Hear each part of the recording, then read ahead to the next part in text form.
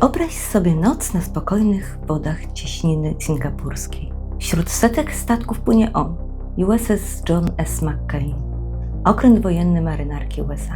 Tysiące ton stali, niemal 300 ludzi na pokładzie. Nagle coś idzie nie tak. Niszczyciel zaczyna niekontrolowany skręt w lewo, schodząc prosto na kurs wielkiego tankowca. Chwilę później uderzenie. 10 marynarzy ginie. Wielu zostaje rannych. To nie był atak, to nie był sztorm, to był system. Jak to możliwe? Zostań ze mną do końca, bo przejrzałam wszystkie dostępne raporty i zdradzę Ci, co naprawdę ustalono w śledztwie. Cześć, ja nazywam się Marzena Pawłowska i tropię cyfrowe zbrodnie. Bo za każdym złym interfejsem kryje się prawdziwy, ludzki dramat. A jeśli interesują Cię takie historie, zasubskrybuj mój kanał, żeby nie przegapić kolejnych odcinków. Zapraszam do naszej historii.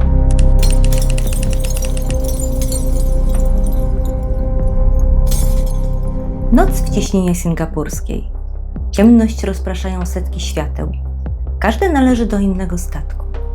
Tankowce, kontenerowce, promy i mniejsze jednostki. Wszystko w ciągłym ruchu. To jedna z najbardziej zatłoczonych dróg morskich na świecie. Każdego dnia przepływa tędy kilkaset statków. Prawdziwa autostrada na wodzie.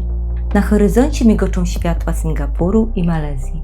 W powietrzu unosi się wilgoć, czuć zapach paliwa, słychać syreny i niskie pomruki silników. Ruch jest gęsty. Każdy statek musi trzymać kurs co do sekundy. Tu nie ma marginesu błędu. Jedna pomyłka i może dojść do tragedii. Tu pojawia się USS John S. McCain, amerykański niszczyciel rakietowy. Oczko w głowie marynarki i symbol nowoczesnego uzbrojenia. Rok wcześniej przeszedł modernizację. Dostał nowy system sterowania, który miał być krokiem w przyszłość. Tradycyjne koła sterowe i dźwignie zastąpiono ekranami dotykowymi, a część funkcji podzielono między kilku operatorów. W teorii technologia XXI wieku, która miała zapewniać większą precyzję i bezpieczeństwo. I właśnie ten okręt, zaprojektowany do najtrudniejszych misji, do śledzenia rakiet, do działań bojowych na wodach całego świata, tej nocy miał wykonać coś dla niego z pozoru banalnego. Zwykłe, rutynowe przejście przez zatłoczoną cieśninę i dopłynąć do portu w Singapurze. McCain płynął swoim kursem. Na mostku, w centrum dowodzenia okrętu, każdy znał swoje miejsce. Sternik przy ekranie sterowania, oficer wachtowy kontrolował kurs, pozostali marynarze uważnie obserwowali radary i ruch wokoło. Wszystko toczyło się spokojnie i zgodnie z rutyną. Kapitan Sanchez wstał chwilę po północy. Wiedział, że zbliżają się do cieśniny singapurskiej i chciał osobiście czuwać nad pracą załogi. Około 4:35 rano, gdy w zasięgu wzroku pojawiły się światła wybrzeża Malezji, system nawigacyjny zaczął wskazywać błędy. To już kolejny fałszywy alarm, który po miesiącach problemów pozbawił Sancheza zaufania do tej technologii. Nakazał sternikowi przełączyć system na tryb zapasowy ręczny, wierząc, że bezpośrednia kontrola nad nawigacją będzie bezpieczniejsza. W praktyce jednak wyłączył tym samym część zabezpieczeń, które mogły pomóc w sytuacji kryzysowej. Jeszcze nikt nie wiedział, że to, co miało być zwykłym przejściem przez cieśninę, zamieni się w tragedię. O 5:20 rano, gdy nastąpiła zmiana na stanowisku sternika, kapitan zdecydował się podzielić sterowanie. Jeden marynarz miał odpowiadać za kierunek, drugi za prędkość. Problem był taki, że załoga niemal nie miała doświadczenia w pracy przy takim podziale obowiązków. I wtedy zaczął się chaos. Statek nie reagował tak, jak się spodziewano. Zamiast przesunąć się w prawo, McCain zaczął zbaczać w lewo, prosto na kurs wielkiego tankowca Alnic MC. Na mostku panowało coraz większe zamieszanie. W ciągu niecałych 4 minut sterowanie aż kilka razy przechodziło z rąk do rąk. Każdy próbował odzyskać kontrolę, ale nikt nie był pewien, które stanowisko faktycznie odpowiada za ruchy okrętu. Na ekranach nie pojawiały się żadne alarmy, które wyraźnie wskazywałyby, co jest nie tak. McCain zwalniał, a jego dziób powoli skręcał w lewo. Tankowiec zbliżał się coraz bardziej, a niszczyciel schodził z kursu. Kapitan i oficerowie wydawali kolejne rozkazy. Marynarze przełączali tryby przełączania, jednak okręt nie reagował zgodnie z oczekiwaniami. Z każdą sekundą sytuacja wymykała się spod kontroli, a na twarzach załogi widać było coraz większe przerażenie. Załoga dostrzegła zbliżający się tankowiec, który szedł prosto na nich, ale McCain nie odpowiadał na próby korekty. To było jak koszmar na jawie. Obserwować nadciągającą katastrofę, nie mogąc zupełnie nic zrobić. I wtedy o 5:24 nad ranem huk metalu, wstrząs, potężna masa tankowca wbija się w burtę McCaina. Alarmy wyją. Załoga mostku próbuje ustabilizować statek. Sanchez rozkazuje: człowiek za burtą! I ewakuację zalanych pomieszczeń. Woda wdziera się do kilku przedziałów. Alnik MC ma wyraźne uszkodzenia dziobu. Na McCainie panuje chaos i przerażenie. Najtragiczniejsze jednak było to, co działo się w sekundy po uderzeniu pod pokładem w zalanych kubrykach. Uderzenie było tak potężne, że dziób tankowca wbił się wprost w jeden z kubryków, gdzie spała załoga. Pomieszczenie, które normalnie miało około 5 metrów szerokości, zostało zgniecione do mniej niż 2.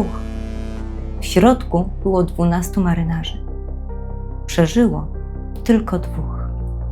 Pierwszy z ocalałych znajdował się akurat na schodach prowadzących na górny pokład. Fala uderzeniowa zrzuciła go na podłogę, ale udało mu się wstać i uciec. Kiedy obejrzał się za siebie, nie zobaczył nikogo.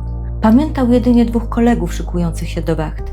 Stali dokładnie tam, gdzie chwilę później wbił się dziób tankowca. Woda wdzierała się do środka z taką siłą, że po kilkunastu sekundach sięgała już sufitu. Próba powrotu do kubryku zakończyła się niepowodzeniem. Strumień wody i powietrza był nie do pokonania. Drugi ocalały znajdował się dalej od miejsca zdarzenia. Gdy zrozumiał, co się stało, poziom wody był już ponad sufitem. Musiał dwukrotnie nabierać powietrza z małych kieszeni pod stropem i po omacku torować sobie drogę przez zniszczenia. Uratował się tylko dlatego, że pierwszy marynarz stojący wyżej w ostatniej chwili dostrzegł jego sylwetkę w mętnej wodzie zmieszanej z paliwem i złapał go za rękę. 10 pozostałych nie miało takiego szczęścia. Zostali zakleszczeni w swoich kojach i utonęli. Na wyższym pokładzie, w kolejnym kubryku, sytuacja również była dramatyczna. Woda sięgnęła tam tylko do kolan, ale część marynarzy została przygnieciona przez zniszczone elementy. 2 trzeba było uwalniać siłą.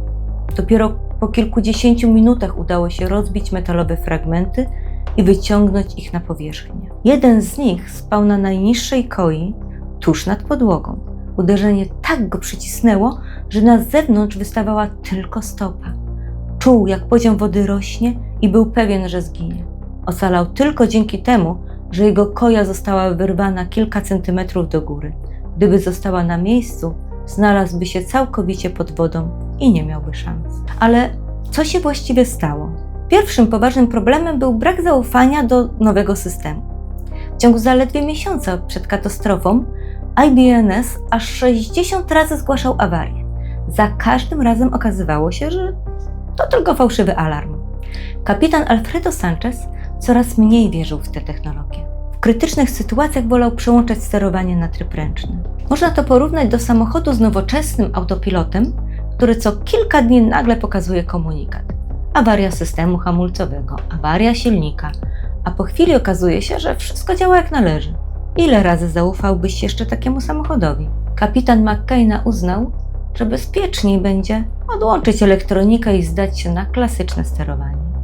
Drugim problemem był zwyczajny brak wiedzy i aktualnych instrukcji.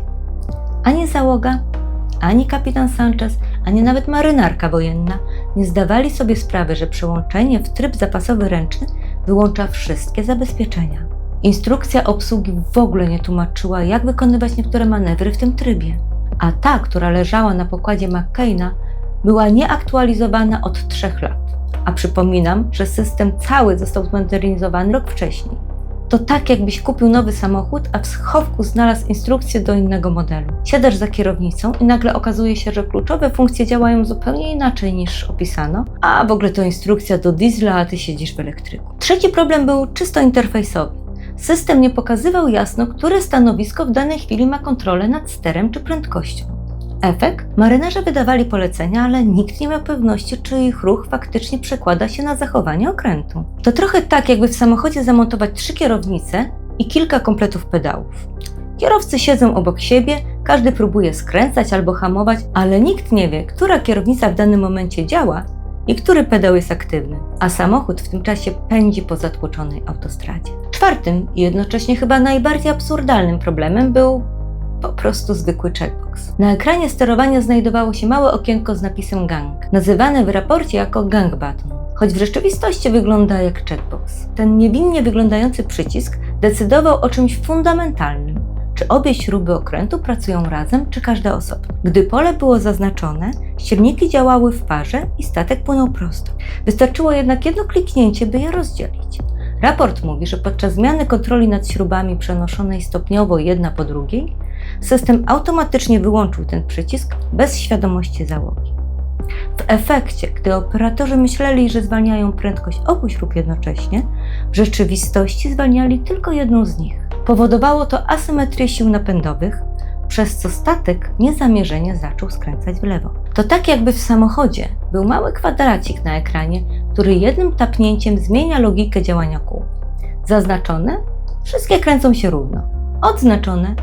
Lewe koła zaczynają działać inaczej niż prawe. A kierowca często nawet nie wie, co się właśnie stało. Kolejnym powodem tragedii był sam projekt systemu sterowania. Na McCainie tradycyjne dźwignie i koła sterowe zastąpiono ekranami dotykowymi. Brzmiało to nowocześnie, ale w praktyce było pułapką.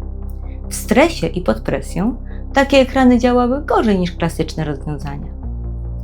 Chyba każdemu z nas zdarzyło się klikać więcej razy w ekran, gdy ten zdawał się nie reagować.